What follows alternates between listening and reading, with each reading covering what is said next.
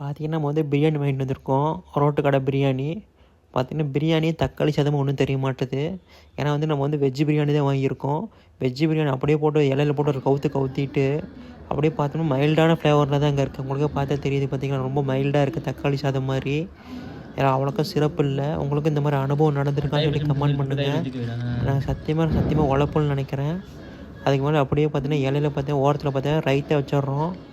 ரைத்தா நல்லா கெட்டியாக தான் வச்சு தந்துருக்காங்க. பார்த்தாவே தெரியுது ரைத்தா.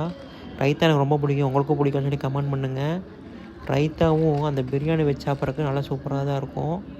இப்போ பாருங்கள் நான் குழம்பு வந்து பிரிச்சுட்ருக்கேன். அதனால் கொஞ்சம் லேட் ஆகிட்டுருக்கு.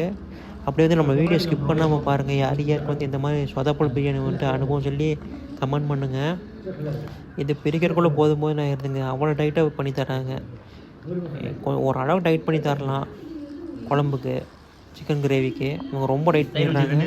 சரி அதை எடுத்து வெயிட் பண்ணுற முடியும். அப்படியே பாருங்கள். பார்த்தீங்கன்னா மைல்டான ஃப்ளேவரத்தில் பார்த்தீங்கன்னா பிரியாணி இப்போ ஊற்றிருக்கேன் பாருங்கள். நல்லா குறுமிளகாலாம் போட்டிருக்காங்க பார்த்தீங்களா. குருமாவில் பார்த்தீங்கன்னா இப்போ சாப்பிட்டு காட்டுறேன் பாருங்கள் எவ்வளோ சூப்பராக இருக்கும்ன்ட்டு. அப்படியே கொஞ்சம் பிரியாணி எடுத்துக்கிட்டு அங்கே பார்த்தீங்கன்னா கொஞ்சோண்டு பீஸ் வந்துருக்கு சிக்கன் பீஸு. அது வந்து தொடை பீஸாக தான் வந்திருக்கு.